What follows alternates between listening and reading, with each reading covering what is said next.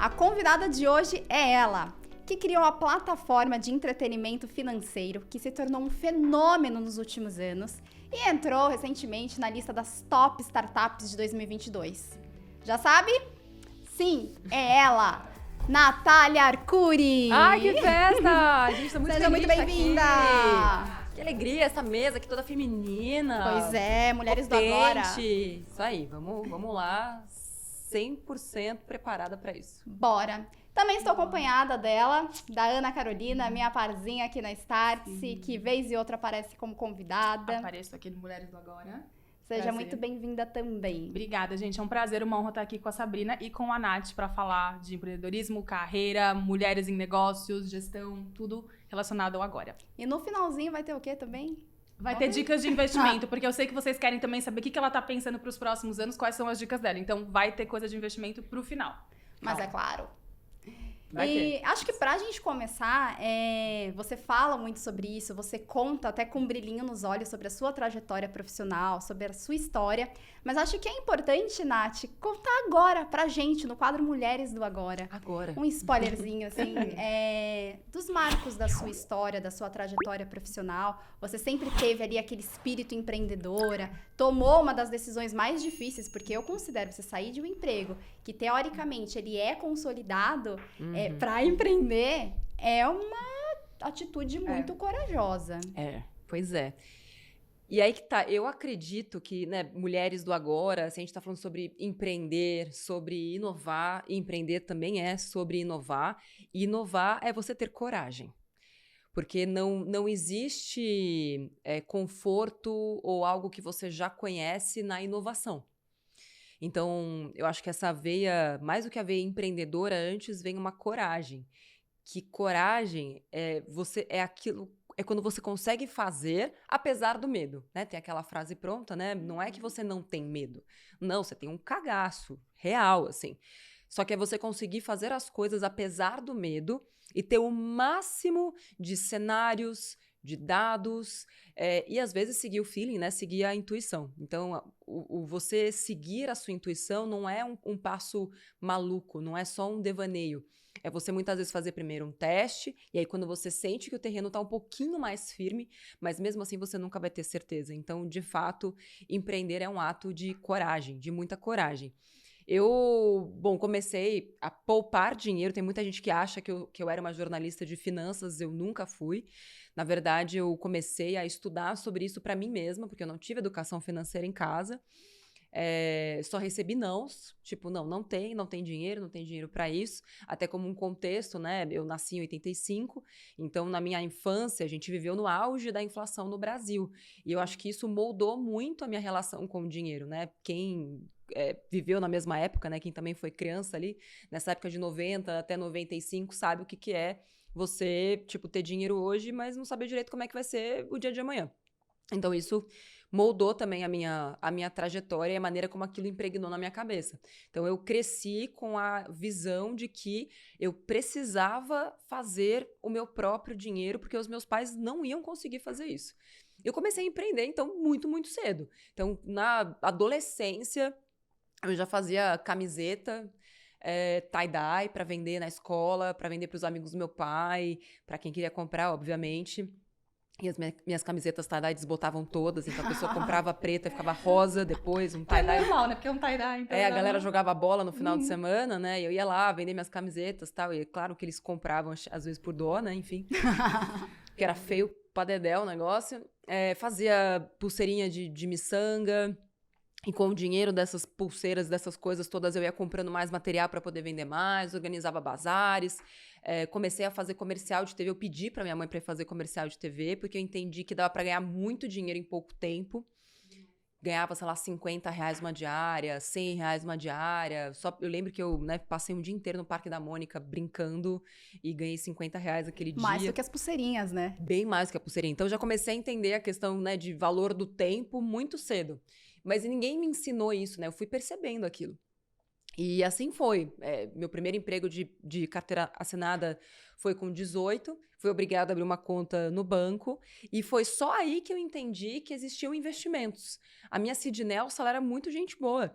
Ela me vendeu um seguro, vendeu. Mas ela também me vendeu uma previdência privada.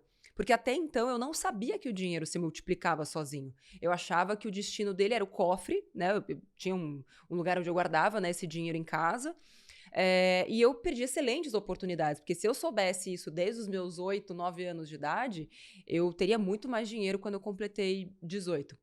E aí que eu comecei a estudar cada vez mais, tentar encontrar pessoas que investissem. Então, era colega da faculdade, às vezes era amigo, né, do meu pai, alguém que já tinha escutado, ou pai de uma amiga, porque no meu círculo ninguém falava sobre investimentos. Então, eu fui aprendendo na base da cara e da coragem mesmo, e entendi também, como eu não tinha muita destreza com investimentos, que ou eu ganhava mais dinheiro e criava um planejamento de carreira para mim mesma, com uma meta do quanto eu queria ganhar, ou só com investimentos eu também não ia conseguir alcançar as minhas metas.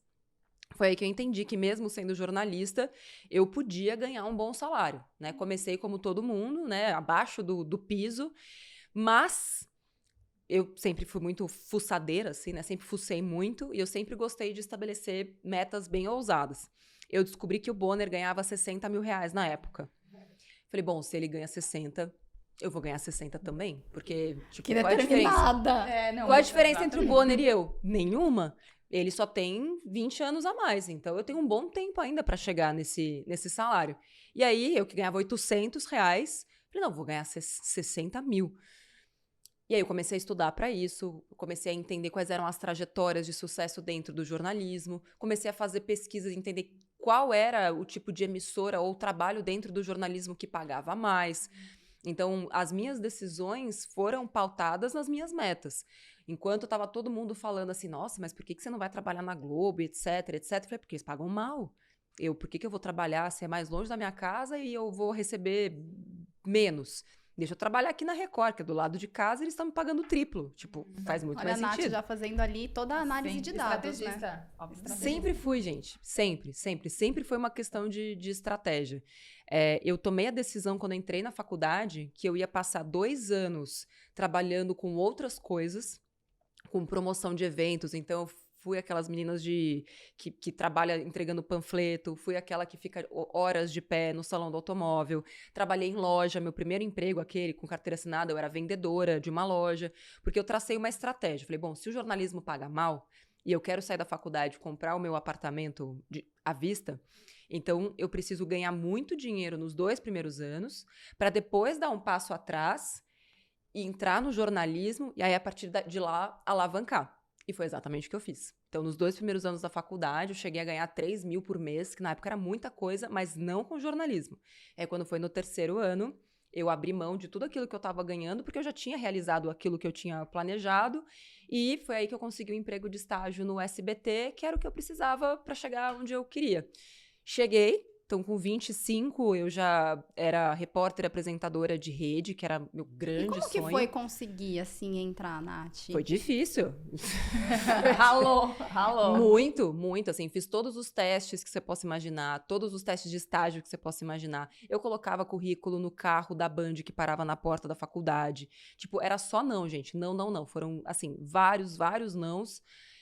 Eu infernizei o professor da faculdade durante 1 ano.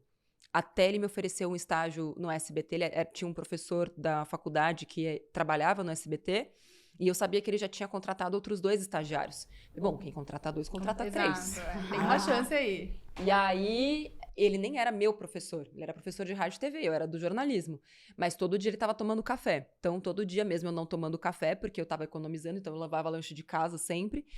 Eu ia, né, bater lá na porta dele, depois eu ia trabalhar na loja. Então, era assim que eu me dividia. Eu plantava o futuro enquanto eu estava colhendo já do presente. Aí, depois que eu consegui entrar no SBT como estagiária, deixei bem claro o meu plano, que era ser apresentadora e repórter de TV. Que foi gongado de todas as maneiras. Não havia oportunidade. Eu fiquei, acho que, 3 anos. Aí fui fazer cursos de locução, locutor noticiarista de TV, eu implorava pra fono da TV pra me atender, eu tentava gravar nos finais de semana, não me deixavam, tipo, eu queria trabalhar, não me deixavam. Então, assim, foi um caminho bem difícil até eu conseguir aquilo que eu realmente queria, e isso levou uns 5 anos. É bem menos tempo do que a média, mas é porque eu acredito que eu investia tanto tempo em desenvolvimento, em network dentro da TV, mesmo sendo estagiária, tipo, a pessoa olhava, meu, quem é essa? Eu falei, não, me deixa fazer alguma coisa, me deixa escrever, me deixa fazer isso, sabe? Mas sabe que eu me vejo muito em você, na sua história, né? Eu tenho 29 anos e eu sou jornalista também. Só que antes de ser uma repórter, eu passei por vários degraus, assim, numa grande editora. E eu falei, não, eu quero ser jornalista. E eu vou. Não, mas você hoje é uma assistente. Tudo bem, hoje eu sou uma assistente. Então, o que eu posso fazer para me desenvolver? Quero fazer a mais, não importa. Vou trabalhar no final de semana, vou fazer texto. E aí foi o olhar apurado das pautas. E aí trazendo muita audiência também. E aí, então faz sentido. É isso. E assim a minha carreira foi sendo construída. Por isso que eu falo que tem essa identificação, sabe? Tem muitos nãos, mas tem o sim, chega, desde que tenha toda essa determinação. E ninguém vai dizer pra você qual é o caminho, né? O caminho você só vai saber quando você souber onde você quer chegar. Parece meio piegas a frase, mas é real. Na hora que você tá trabalhando de final de semana, você tem a visão muito clara de que aquilo vai te ensinar algo. Então, eu não tava trabalhando de final de semana porque eu queria ser vista. Também tinha isso. Mas também não adiantava muito eu ser vista se eu não sabia o que eu estava fazendo. Então, eu pedia para gravar na frente da câmera, a minha voz era trêmula, minha boca não mexia, minha voz não saía, minha outra mão não mexia, eu não sabia o que fazer. Mas, assim, eu precisava me provar, porque eu sabia que se eu não passasse por aquilo, se eu não enfrentasse o medo de estar diante de uma câmera e não conseguir falar, eu jamais chegaria no sonho que eu tinha, que era ser repórter e apresentadora de TV. A senha do meu computador era repórter, a senha do banco era repórter, era tudo assim, tudo. E sabe uma coisa engraçada, até pegando o gancho do que a Sabrina falou, a gente trabalha com os maiores executivos do Brasil e a gente sempre traz exemplos de inovação, né, tecnologia, a gente fala muito de startups, as startups mais promissoras do Brasil e do mundo, e alguns clientes, e até pessoas que veem o nosso conteúdo na internet, falam assim pra mim, nossa, a impressão que eu tenho é que os exemplos que vocês dão são de pessoas que tiveram todas as condições ideais e por isso elas conseguiram atingir, fazer grandes coisas. Então, ouvir você falar da sua trajetória, como você ralou, você começou de baixo, recebeu muito não, porque às vezes a gente acha que todo bastidor de história de sucesso é porque a pessoa estava numa condição que fez ela chegar lá, né? Então vamos falar mais sobre isso. Traz uma questão meio... Teve assédio sexual, teve assédio moral, teve assédio de todos os tipos que você possa imaginar, dentro da TV, fora da TV, tipo, e se isso não é dito, então vamos falar sobre isso. Ontem mesmo perguntaram, você acredita que o fato de você ser bonita te ajudou? Acho que por um lado sim, e por um outro, de verdade, também foi um fator que dificultou. Porque também existe esse preconceito de que se uma mulher é bonita, ela não pode ser inteligente. Como assim? Agora você é bonita, inteligente e rica ainda? Pessoa, né? Como é que pode isso? Não, isso é um baita de um preconceito. Então, as pessoas me julgavam muito pela capa. Tanto que quando você pega as minhas fotos ali de 20 a 25 anos, eu me vestia como uma mulher de 50. Com tudo fechado, pra te gola até aqui. Né? Pra me respeitarem. Porque era o tempo inteiro alguém me chamando pra ir para algum lugar com algum tipo de segunda intenção, acreditando que ia me comprar, assim, sabe? Comprar no mau sentido mesmo. Então, eu tive que aprender muito cedo a me defender, porque eu sempre estive em ambientes majoritariamente masculinos. Cara, eu era repórter da TV Jockey. Foi meu primeiro emprego na TV. Lá só tinham homens brancos, muito ricos, 50 a mais, e me viam ali, tipo, toda jovenzinha, né, bochechuda, aquela coisa, tal, frágil, não sei o quê. Aprendi a dar coices naquela época no Jockey. Até pegando o gancho disso. E foi útil, né? Foi útil pra você já tirar da sua vida o que não fazia sentido. Total. Mas até pegando um pouco, né, essa experiência que você teve, você conseguiu colocar você mesma numa trilha de sucesso que era o que você sonhava, tá? Numa grande emissora, crescendo, com relevância. E aí chegou um momento que você falou, mas eu acho que não é bem isso que eu quero fazer. E aí teve aquele ponto que a Sá começou abrindo, você teve a coragem de abrir mão desse sonho, que você tava conseguindo realizar depois de muito tempo, que é muito desafiador, pra fazer uma coisa completamente diferente. Então conta pra gente como foi esse momento E por que você tomou essa decisão? E a gente já vai pro seu próximo grande passo. Ah, Deus. Quando eu consegui finalmente ser repórter e apresentadora de TV, e eu consegui multiplicar meu salário por 3 em 40 minutos, que é uma outra história bem legal, inclusive, que eu recomendo pra todos, menos os que vão trabalhar no Me Poupe. Nem tenta, gente, que Olha não aí, vai ó, o funcionar. pessoal que trabalha com a Nath já... Não, nem tenta porque não vai Fique funcionar. Funcionou naquela época, hoje não funciona mais. Até porque na Me Poupe a gente depois podemos falar sobre isso. Todos os cargos e salários são abertos e ninguém no mesmo cargo ganha mais do que outra pessoa. Tipo, isso não existe. No jornalismo, infelizmente, existia e eu acho que ainda existe. Eu tava na TV, só pra contar a história que eu acho que é interessante. Eu tava lá, eu ganhava R$1.800. Era meu salário base. Depois de 4 anos no SBT. Eu saí de 800 para 1.800. Ainda era pouco. Mas eu fazia adicional noturno, eu fazia adicional de feriado, eu fazia adicional... Todos os adicionais que você possa imaginar, eu fazia. Toco meu telefone, era o diretor de um programa da Record, e eu tava já naquela época. Eu era produtora, editora e apresentadora de um jornal, e também era produtora e apresentadora de um outro jornal. Então eu tinha 2 empregos na mesma emissora, mas eu ganhava só por um. E pra mim tava ótimo, porque o que eu queria era isso mesmo, eu queria me provar.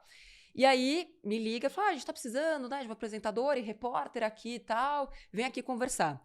Eu não era exatamente nenhuma das duas coisas, assim, tava começando ainda, mas eu falei, não, beleza, vamos conversar. Ele falou, não, você quer trabalhar aqui? Eu falei, quero, quanto é o salário?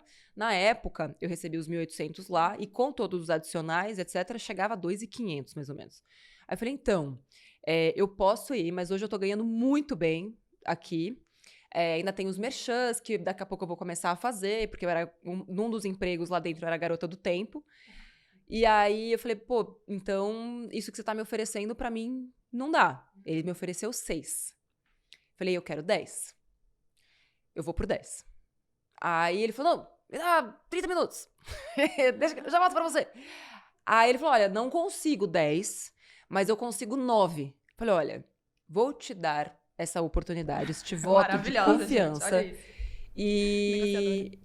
E vou, contanto que eu consiga continuar com o meu trabalho na TV Jockey, porque isso me dá o adicional, que é aquilo que você não tá conseguindo me pagar ainda hoje, beleza? Ah! Aí ele falou, não, beleza, você continua lá e vem pra cá. E foi assim que eu passei de um salário de 1.800 para um salário de 9. Olha em 40 só, minutos. Maravilhosa. Gente, dicas da Enfim, Nath. aí fui, consegui, fechei no meu contrato. Olha a importância que o conhecimento tem. Eu fui a única repórter que foi contratada no regime PJ a colocar em contrato um reajuste anual pelo IPCA. 4 anos depois, as colegas que entraram comigo continuavam recebendo exatamente a mesma coisa de quando elas começaram, simplesmente porque elas não colocaram isso em contrato. Caramba. Eu tava recebendo já quase 3.000 a mais do que ela, simplesmente porque eu falei, não, isso aqui é importante. Vai Se eu ter não tenho inflação, dissídio, né? se eu não tenho nada, eu não tenho nenhum tipo de benefício aqui nessa empresa. Pelo menos eu preciso ter um aumento salarial compatível com o índice do período. Enfim, e aí tava lá, né, felizona da vida, primeiro ano incrível, segundo, terceiro. Quando foi no 4º ano, que eu ganhava já super bem, eu poupava e investia 70% do que eu ganhava, porque meu custo de vida sempre foi muito mais baixo, já tinha comprado meu apartamento à vista, e aí aquilo começou a deixar de fazer sentido pra mim. Tipo, a conquista foi incrível, mas a manutenção, tipo, eu não via mais pra onde crescer. O que eu vou fazer agora? Eu acho que pelo que você fala, você tem aquela coisa de buscar novos desafios, de aprender sempre o novo. Não, eu quero me testar, vamos lá. Sempre, porque quando eu aprendo uma coisa, eu já aprendi. Não tem muito porquê eu continuar fazendo aquilo, a não ser que aquilo me nutra o tempo inteiro de algum tipo de obstáculo e de desafio. E aí falei, bom, 2012, eu que sempre gostei de cuidar do dinheiro e tal, eu sugeri que a gente fizesse um reality. Eu sempre fui apaixonada por entretenimento. Eu sempre acreditei no entretenimento como um gatilho de mudança de mindset coletivo. Eu percebia isso de forma muito nítida para mim na sociedade brasileira, como a nossa cultura ela é drivada por aquilo que a gente vê. E falei, bom, e se a gente fizesse um reality aqui, né, e eu conseguisse pegar pessoas super endividadas e transformá-las em investidoras em 4 semanas. Então, eu peguei todos aqueles modelos de reality, né, de extreme makeover, falei, vamos fazer isso para uma pessoa lascada. E aí, eu criei um projeto sobre isso, apliquei o projeto, né, para o meu chefe da época, e aí ele falou, cara, é tão bom que outra pessoa vai fazer. Nossa, ele ainda teve a coragem de falar isso, né? Porque eu teria até vergonha um pouco de falar. A pessoa que Pois tá é. dando a ideia, e você fala, então, é tão bom que eu vou dar pra outra pessoa. Para outra pessoa, que era o apresentador, e que tinha uma especialização em economia. E foi aí que eu entendi que se eu quisesse ter aquilo, aí veio um novo desafio. Eu precisava ser especialista. Eu era uma jornalista com muito conhecimento de bagagem própria do que eu tinha aplicado na minha própria vida e sabia o que funcionava. Mas aí eu fui buscar conhecimento sobre isso. Então eu fiquei de 2012 a 2015 trabalhando desgraçadamente e plantando meu projeto em paralelo.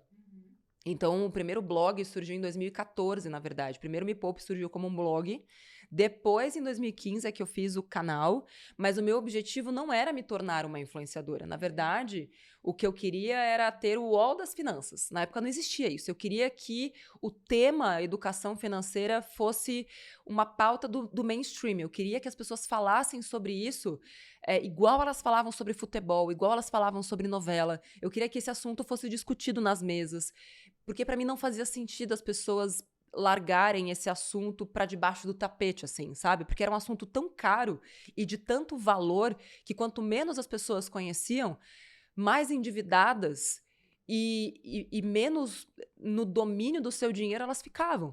No fim, o conhecimento financeiro foi o que me permitiu ser livre. E ter essa constatação foi nesse momento que veio a coragem. Eu estava fazendo uma reportagem sobre violência doméstica e eu estava gravando, né, com uma moça com um filho num abrigo e você tem que esconder o rosto da pessoa. Ela estava roxa. Se soubesse onde ela estava, ela poderia ser assassinada. Os dados todos eram esses. A cada 8 segundos, uma mulher é espancada no Brasil e a maioria por um companheiro e por causa da dependência financeira. Da dependência financeira. E aquilo mexeu muito comigo. E aí eu falei, bom, então, o medo que eu tenho de largar, de dar o tal salto de fé, ele não pode ser maior do que essa vontade que eu tenho agora de fazer com que essa mulher seja livre. Pô, como é que eu, sabendo o que eu sei, eu vou fechar os olhos para isso? Foi aí que a coragem veio. Porque, assim, é a diferença entre você fazer a diferença na vida da outra pessoa e continuar na sua zona de conforto. E aí eu já estava na minha zona de miséria. E aí o que eu fiz? Eu já tinha juntado uma boa grana. Então eu tinha uma reserva financeira que, se tudo desse errado, eu tinha 2 anos de um colchão de segurança ali. E não tomei a decisão sem antes fechar um contrato para Me Poupe de 12 meses. Então, depois que eu já estava com o meu projeto em paralelo, já estava com o Me Poupe em paralelo, eu fazia tudo ao mesmo tempo. Você gravava vídeo já nessa época? Sim, eu trabalhava de sábado e domingo, para o Me Poupe e de segunda a sexta para Record. Eu gravava, eu editava, eu roteirizava, eu pesquisava, eu criava tudo. Só depois que eu consegui contratar quando fechei o contrato, inclusive com a Isinvest na época, que eu consegui fazer isso. Aí eu tive que inventar o contrato, porque ninguém tinha feito nada parecido. Eu criei todo o plano comercial que eu nunca tinha feito. Fiz lá um pitch para eles, para fechar por 12 meses. Depois que eu fechei, isso foi dezembro de 2015, aí eu pedi demissão. Aí eu falei, bom, eu tenho 1 ano para fazer esse troço dar certo. E aí comecei o que eu fiz? Eu já estudei tudo sobre o empreendedorismo básico, porque eu não tinha a noção que eu tenho hoje. Não sabia que startups existiam, não sabia de nada. Eu falei, bom, então se eu tô recebendo essa grana aqui deles, eu vou viver com R$2.000 e os outros, que na época eu acho que o contrato era de 12 mil por mês, falei, quanto que eu vou cobrar deles? Falei, vou cobrar o meu salário. É isso. Qual é a precificação? A precificação é o que deu na minha cabeça. Cobrei, pagaram, porque valor é aquilo que pagam, Sim. certo? Uhum. Ele fechei por 12 meses. Falei, bom, então agora todo o restante desses 10 mil vão ser para eu fazer um caixa e poder contratar meu primeiro funcionário, para eu poder abrir mão, né? Sair um pouco da operação, da edição e etc. E poder focar mais no comercial. Então foi assim. Boa. E eu li um post que você... Eu li um post que você fez, acho que semana passada, mais ou menos, que você falou muito sobre estar pronta. Quando eu comecei não estava pronta, nunca estava pronta. Sim. Como que você enxerga isso, assim, para alguém que tá, de repente, começando a carreira, tem aquelas inseguranças todas de, não me sinto pronta, não me sinto autossuficiente, porque rola. E eu acho que rola com todo mundo, é que tem gente que fala e tem gente que não fala. Sim. Eu mesma, semana passada, eu fiz a minha primeira cobertura internacional. Então, foi a primeira vez que eu saí do Brasil e a trabalho. Então, além de ser um outro idioma, foi um outro idioma representando a empresa. Eu tinha que entrevistar ali o presidente daquela empresa de tecnologia.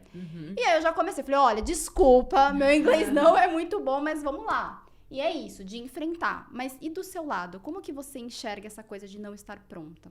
Eu acho que tem uma questão que é muito feminina. A gente sabe que a síndrome de impostor é algo que nos toma o tempo inteiro, muito por conta da criação que a gente tem. Né? A Brené Brown fala muito sobre isso, né? Que a gente é criada pra ser perfeita, pra sentar bonitinho, pra não falar palavrão. Você mesma falou, pode falar palavrão. Tipo, jura? Obrigada. Assim, tipo, a gente não tem que pedir permissão pra falar um palavrão. Se fosse um cara, você falaria pra ele, olha, pode falar palavrão? Provavelmente não. E não é porque você é preconceituosa ou eu sou preconceituosa.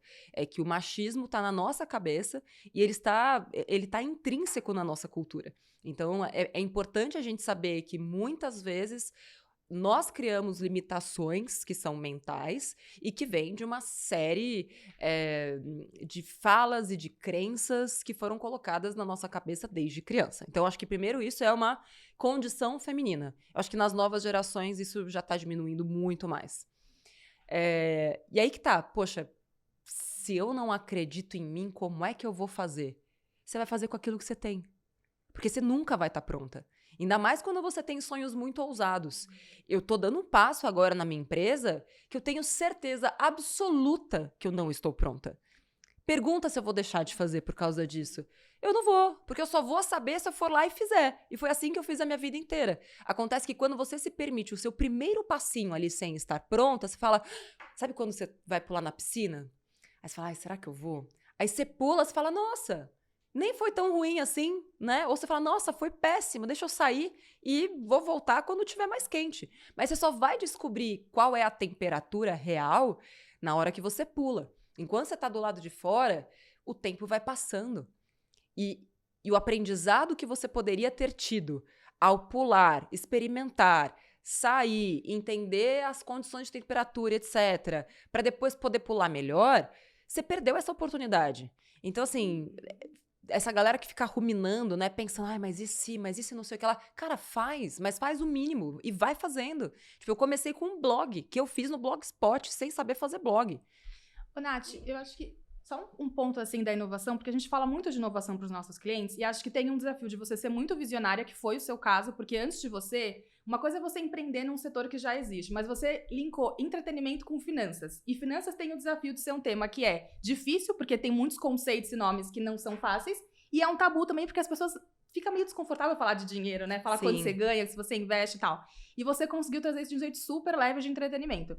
Podia dar muito certo, podia dar muito errado. Deu muito certo, a gente sabe toda a sua história. Mas para quem tem uma ideia de um produto, um novo serviço que não se encaixa muito bem nas caixinhas do mercado e fica naquele impasse, é uma boa ideia ou eu tô fazendo uma coisa que o mercado não vai absorver porque ele não tá pronto? Você tem algumas dicas assim? Quando que você soube que de fato ia virar e você ia conseguir trazer algo super diferente e não ia patinar? Ana, eu acho que eu nunca me dei essa opção de não dar certo. Porque, assim, eu tinha uma visão muito clara de que era algo que as pessoas precisavam. E mesmo todo mundo dizendo que não ia dar certo, mesmo começando pequeno, eu fui insistindo. Insistindo, mudando. E essa questão da mudança rápida, ela é muito importante. Então, por isso a gente entende a importância, né, da Startse para ensinar esses empreendedores. Mas aí que tá, se você precisa de dinheiro para fazer essas pequenas inovações, seu risco é maior. Eu, no caso, descobri ali uma forma, acho que esse foi o grande trunfo, de conseguir uma grana para longo prazo, né, que no meu caso era 1 ano, criar um modelo comercial e entender, coloquei ali, né, numa matriz de esforço-resultado e entendi que fazia mais sentido eu trazer o dinheiro do B2B, porque eu nem sabia que era B2B que eu estava fazendo. Eu só escolhi fazer conteúdo de graça e pegar dinheiro das marcas porque era o único modelo de negócio que eu conhecia, porque é o que veio da TV. Eu fiz aquilo que eu vi. Falei, pô, você tem uma galera colocando dinheiro na madrugada, não fala que eu te escuto, por que que não vão colocar dinheiro, tipo, não vai ter conteúdo aqui no YouTube, entende? E é você acreditar.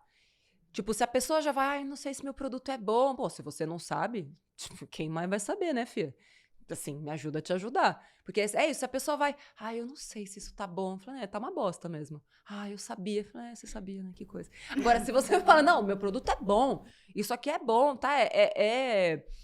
Eu faço com a minha própria câmera, eu faço de qualquer jeito, mas olha só isso e aquilo. E acompanhar dados. Você falou, né? Tipo, a Nath, estrategista. Eu sempre fui a pessoa de dados. Eu fazia matéria olhando pro Ibope, pro minuto a minuto. Eu mudava, eu mexia nos meus textos e olhava depois, né? Depois de 3 dias, eu ia ver qual foi o desempenho do minuto a minuto das minhas reportagens, olhando pro Ibope. E na hora que você tem ferramentas hoje, os dashes, o analytics, tudo aquilo que você tem hoje, cara... E é daí que vem a inovação, né, Nath? E não adianta, assim, a pessoa, ela hoje, o letramento em dados... ele é mais importante do que o inglês. Se você vai empreender e não sabe interpretar um dado e tomar uma decisão a partir dele, volte algumas casas e comece a aprender a fazer isso. Porque essa foi a virada de jogo do meu negócio. Foi eu intencionalmente dizer o que eu queria mexer, qual ponteiro eu queria mexer e qual era a ação que eu precisava tomar para mexer aquele ponteiro. Boa. E Nath, como que você estimula isso no seu time hoje? Porque Me Poupe tá crescendo, entrou ali na lista das top startups do Brasil. Parabéns, aliás. Os talentos que estão nos assistindo, ó, fiquem de olho. Cara, sabe quantas pessoas a gente tem por vaga, em média, na Me Poupe? Deve ser muito, né? Que vocês já são super conhecidos. Chuta. 1.000? 1.400 pessoas. Uau! Por vaga. É muita coisa. A gente tá quase já criando um curso só pra essa marca. Processo seletivo, pool de talentos Me Poupe. Não, mas isso é muito legal, Sim, porque é mostra muito. a força que a gente tem e o desejo que as pessoas têm de desfuder a nação. Então, isso pra mim é um baita reconhecimento, assim, não só do mercado, mas das pessoas. Tipo, eu quero fazer parte disso. Isso, pra uma empreendedora é um baita reconhecimento, talvez o melhor de todos, assim, sabe? E qual foi a sua pergunta? Foi da Sá? Qual Foi minha. Como que você estimula isso nos funcionários, sabe? Essa coisa de inovar, de analisar dados mesmo, de sair da zona de conforto. Vamos ter MVP, tem que ter MVP. Mas como estimular, sabe? Eu acho que não é só estimular, né? Aí tem uma questão de cultura e que a gente foi aprendendo com o tempo. Nada vem do dia pra noite. Muitas pessoas que começaram já não estão mais na Me Poupe, porque a gente vai entendendo qual é o tipo, né, de cultura que a gente precisa, de velocidade que a gente precisa. Porque numa cultura inovadora, na hora que você se acostumou, que você tá, poxa, agora eu sei fazer, então já era. Não serve mais. Você aprendeu, legal. Agora, isso tem que ser a base para o próximo salto de inovação. Então, a gente precisa da galera que tenha esse brilho no olho, assim como eu tenho, do tipo, agora eu já sei fazer isso? Saco. Eu quero fazer alguma coisa que eu não sei fazer e que eu preciso aprender a fazer e ficar cada vez melhor nisso. Então, vem muito da cultura, passa por um processo seletivo, e da gente, principalmente, focar no que todo mercado fala, que são os soft skills. Ou seja, o conhecimento técnico, ele é menos importante, não que ele não seja importante, mas o mais importante hoje, quando a gente faz o nosso processo de recrutamento e seleção, é justamente essa capacidade que a pessoa tem de ser resiliente às mudanças. Porque é isso, poxa, se eu entendi naquele dado que o que eu fiz ontem não performou, eu preciso ter agilidade suficiente para, a partir daquele dado, mudar. E eu também não acredito no BI centralizado, que é uma única área da empresa que gera insight. O insight tem que estar na ponta, o insight tem que estar no atendimento, tem que estar no social media, tem que estar no vídeo, no videomaker. Assim, não existe a possibilidade de alguém do Me Poupe não ter algum dado, assim, do curto prazo na cabeça, porque é importante você capacitar 100% do time, porque senão a gente tem uma centralização de decisões também. E o que eu mais quero é que o time também seja livre. Se eu prego a liberdade, como eu posso ser uma líder centralizadora? Então, eu cobro muito para que as pessoas tenham capacidade de tomada de decisão. E eu acho que essa é a parte mais difícil. Ainda é difícil e para muita gente, e aí o time hoje ele tá maravilhoso. Aliás, um beijo para todo o time Me Poupe, vocês são muito fodas. Mas a gente encontrou no caminho muito mais pessoas querendo as respostas do que querendo encontrá-las por conta própria. É uma questão do tipo, eu vim... Né, a maior parte das pessoas vem de culturas top-down e lá não existe top-down. Lá é descentralizado. A gente tem metas e você precisa saber o que fazer com aqueles dados que você tem, as pequenas ações que você tem que fazer diariamente para chegar nas metas de empresa e de companhia. Parece um lugar que eu conheço. Talvez, startups. Exato. Tem um contexto do mercado de trabalho hoje, a gente vê muitas ondas, de grande demissão, das pessoas desmotivadas, mas acho que de um modo geral o que a gente pode falar é que hoje as pessoas têm muitas expectativas em relação ao trabalho, então não é só um lugar para me dar dinheiro e estabilidade, mas eu quero ser feliz, quero ter um propósito, quero gostar do que eu faço, quero crescer, então tem muita coisa. E a gente tem um mercado de trabalho que também é desafiador, que tá bem competitivo, que as relações de trabalho também estão mais fluídas. E aí aqui a gente só queria te ouvir um pouquinho do lado de quem é líder de equipes hoje, ou quem quer subir na carreira e não vai empreender, não vai começar um novo negócio, mas está numa estrutura de um mundo mais corporativo, o que você daria aí de insight para essa pessoa conseguir se realizar e ao mesmo tempo ser relevante, mesmo numa estrutura que é um pouco mais tradicional, né? Só isso, quer dizer? Só isso, pra gente refletir, pensar juntas. Olha, primeira coisa, eu acredito muito em autoconhecimento, né? Para os meus alunos da jornada, os primeiros 2 módulos são apenas sobre nós mesmos. Então, sobre identificação de valores pessoais, sobre definição da nossa própria cultura, dos nossos próprios receios, dos nossos próprios sonhos, das nossas próprias metas. Não existe traçar um plano sem você saber quem é você e para onde você quer ir. E acho que a minha história traz muito disso também. Então, acho que essa é a minha primeira dica. Cara, se você não compactua com o modelo estrutural da empresa onde você está, a pergunta é, faz sentido você continuar lá? Ah, mas eu preciso do emprego. Tá, mas você também precisa de várias outras coisas. Esse é o limite entre, você se coloca à disposição da vida e se deixa levar por aquilo que está acontecendo, ou você toma a decisão e fala, não, eu vou criar a minha própria trajetória. Eu vou pesquisar quais são as empresas que têm uma cultura mais aderente com aquilo que eu acredito. Eu não nasci para seguir regras e uma hierarquia top-down. Então, para mim, se a pessoa está muito descontente com a hierarquia, por exemplo, o mercado corporativo tradicional, ela tem que ir embora dele. Ou ela muda ele, ou ela sai dele. O que ela não pode é ficar lá, né, ser aquele ser ruminante que, acaba com a vida de todo mundo que tá ali. E é o que costuma acontecer. A pessoa fica infeliz dentro do trabalho, não acredita mais, tá lá só por causa, né, do salário. E aí ela é um peso tanto para a empresa quanto para os colegas e para si próprio. Porque o dinheiro, gente, vocês já sabem, não traz felicidade. Pois é. E Nath, tá acabando o nosso tempo, mas temos uns minutinhos finais. Bom, investimentos, né? Prometemos. Mas antes de entrar em investimentos, calma. Você comentou que na Me Poupe tem a questão da transparência salarial. Sim. E aí, tô curiosa, quero saber mais. Como assim? Conte mais. Gera polêmica, é difícil implementar, porque tem um tabu, né, de saber quanto o outro ganha e tal. Existe um tabu muito grande, né? Porque a gente vem de uma cultura corporativa de que é feio perguntar, é feio saber quanto que o outro ganha. Ai, gente, eu acho isso um absurdo. Acho um absurdo.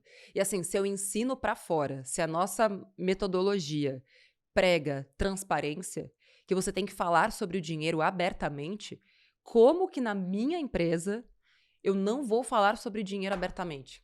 E é aí que você consegue fazer a seleção também dos profissionais. Porque se chega alguém que começa a falar, ai, mas fulano ganha não sei o quê. Claro, ele faz mais do que você. Essa é a cultura. Você quer reclamar que o outro ganha mais? Então vai fazer, vai ter a mesma responsabilidade que ele. É simples assim. E nem todo mundo tá maduro o suficiente, pra né? ouvir a verdade.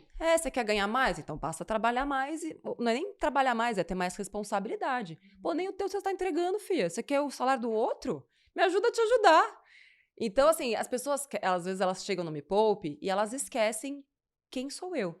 Elas veem do vídeo achando que aquilo é uma metáfora e que aquela pessoa que fala lá a responsabilidade é tua, a meta é sua, vai buscar informação, acreditam que aquilo é um personagem. E quando elas chegam no Me Poupe, elas descobrem que aquilo é a cultura da empresa. Não existe um PDI onde nós dizemos onde o funcionário vai chegar. Não existe plano de carreira na Me Poupe. Porque como eu vou limitar o indivíduo àquilo que eu acredito? O indivíduo é ilimitado. Só você pode dizer onde você quer chegar na Startse. E eu já falei isso várias vezes. Cara, o que eu quero é alguém que fale, não, eu quero ser CEO da Me Poupe. E eu vou te ajudar a chegar lá. É o que eu mais quero. Agora, as pessoas que às vezes chegam, né, e falam, eu não sei o que eu quero e tal. Eu falei, pô, Quem Como dirá eu vou saber, né? como eu vou saber? Tipo, já é difícil saber o meu. Então, a gente cria todas as ferramentas para você saber o que você quer. Enquanto você não souber, a empresa não vai poder te pegar no colo e te levar para algum lugar, porque nem você sabe para onde você quer ir. Boa. Bom, de investimento, só para fazer um resumo da ópera. A gente tem o foco aqui que não é investimento, mas todo mundo, quando a gente contava que ia conversar com você, a gente tá gravando no final de 2022, pós-pandemia, ano de eleição, guerra na Ucrânia, o pessoal tá com medo. Fala, não sei o que fazer com meu dinheiro, não sei nem se eu vou ter dinheiro. Então, eu recebi muita pergunta assim, é hora para botar em renda fixa ou renda variável? Eu compro dólar, porque o dólar, aparentemente, é para onde todo mundo corre quando tem uma crise. Eu coloco na bolsa, posso investir na bolsa, tiro o dinheiro da bolsa brasileira? Enfim, uma chuvinha assim de perguntas, mas dá uma luz aí no fim do túnel pra gente que não seja o trem vindo atropelar, pra gente conseguir entender onde a gente põe nosso dinheiro no próximo ano ou 2 anos aí na frente. Pra que é esse dinheiro? Eu acho que as pessoas não querem perder dinheiro, né? Então, mas elas não querem perder dinheiro pra quê, pra quem e pra quando? Porque quando eu ouço essas perguntas, o que me alerta é, essa pessoa não faz a menor ideia do que ela tá fazendo da vida. Não é só dos... Desculpa, mas eu tinha que falar.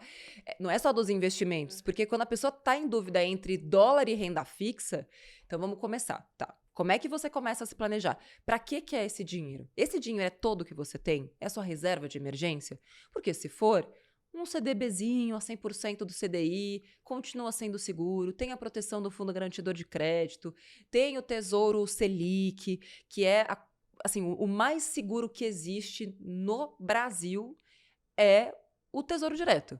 Ele é o único investimento que, independentemente do volume de grana que você tenha lá dentro, ele vai te pagar. É a garantia do Tesouro Nacional. Nossa, mas dá para confiar no governo?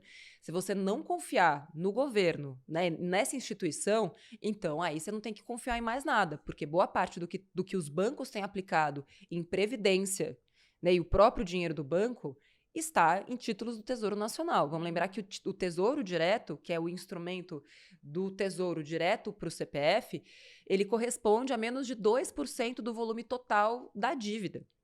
Então, assim, tá seguro. Então, se você quer segurança, cara, Tesouro Selic tá ótimo para você. Ah, não, eu quero ganhar muito dinheiro. Se você quer ganhar muito dinheiro, você precisa estudar, ir para renda variável, fazer um mix de renda fixa, projetada para longo prazo, talvez correr um pouquinho mais de risco com uma renda fixa sem o FGC, que são bons CRIs, CRAS e debentures. Tem debenture pagando hoje 7% mais IPCA incentivada, ou seja, sem cobrança de imposto de renda. Mas aí que tá, sem conhecimento, você vai fazer uma cagada gigantesca. Então, assim, se você não tem conhecimento e está com medo, deixe seu dinheiro no Tesouro Selic. Proteja-se pelo menos de você mesmo. O maior risco que existe é a própria pessoa. E, Nath, cripto, pra quem tem dinheiro em cripto, meio que, né, despencou. Espera, tira o dinheiro, vai voltar um dia a ressuscitar. Cara, assim, se você pega os ciclos das criptos, elas sempre voltam. Quando? Aí já é mais difícil de saber. Mas, de novo, você colocou seu dinheiro em cripto por quê mesmo? Com qual fundamento? Com qual crença? Com qual expectativa? Se você não sabia o que você estava fazendo quando você entrou... Saber quando sair também vai ser difícil, né? Vai ser bem difícil, gente. Muito difícil. Tem que saber, assim, mas eu não sabia o que eu estava fazendo quando entrei. Então, deixa lá. Se não é o dinheiro que está te fazendo falta, espera, deixa lá. Mais uns 10 aninhos, vai ter voltado. 10 aninhos passa rápido, gente. E, Nath, quer deixar uma dica de livro, de filme, de série? Cara, inspiração? Olha, a gente vai fazer uma série de aulas. Eu tô me preparando para a última turma da Jornada da Desfudência. Mas não é a minha última, é a última ever. Não vai ter mais esse curso. Aqui na Start, acho que vocês têm alguns cursos, né, que tem uma vida longa. A jornada teve também a sua vida longa, essa é a 10ª edição e é a última. Então, todo mundo que quiser fazer as 3 aulas gratuitas, que são as aulas que antecedem o início do treinamento, que vai ser dia 17, 20 e 23 de outubro, convido todo mundo para a gente quebrar alguns códigos dos investimentos. Essas perguntas, por exemplo, não acontecerão depois dessas 3 aulas gratuitas. A gente faz aula gratuita de verdade, tá? Não é para enrolar. Então, todo mundo já sabe que vai ter curso depois. Não é para te vender alguma coisa no final, porque você já sabe que vai ter alguma coisa no final. Mas é o jeito que a gente tem de preparar pessoas que a gente sabe que não vão conseguir acessar o curso, mas que pelo menos nas 3 aulas gratuitas elas já têm um bom conteúdo, um bom caminho andado. Legal. Nossa, daria tempo pra gente conversar muito mais, né? Não, Principalmente sobre o aplicativo, Nath. isso, conta do Pena aplicativo. que não deu Mas tempo. conta, fala do Não posso. aplicativo. Não Não pode posso, gente. contar? Só posso dizer que a lista de espera tá rolando, que a gente já tem quase 1000 pessoas beta testers usando e que o universo financeiro vai se dividir em 2. Olha. Antes e depois do app. Então você vai ter que voltar depois, tá? Pode deixar. Então já fica aqui combinado. Combinado. Se eu puder. Porque eu não sei mais nem se eu estarei aqui. Nossa, foi Eita, pra uma que outra suspense. dimensão. É. Não sei. Sabe aquela coisa da coragem? Aham. De antes e depois? Sim. De repórter empreendedora? Vai vir uma nova etapa. É tudo que eu posso dizer. Olha, então aguardem as cenas dos próximos capítulos. Exato. Nath, muito obrigada. Adorei. Ana, obrigada mais uma vez. Eu e galera, adorei. muito obrigada. Valeu. Valeu, gente. Beijo. Foi, Jess. Amei, Nath. Valeu, meninas. Muito obrigada. Quando que vai?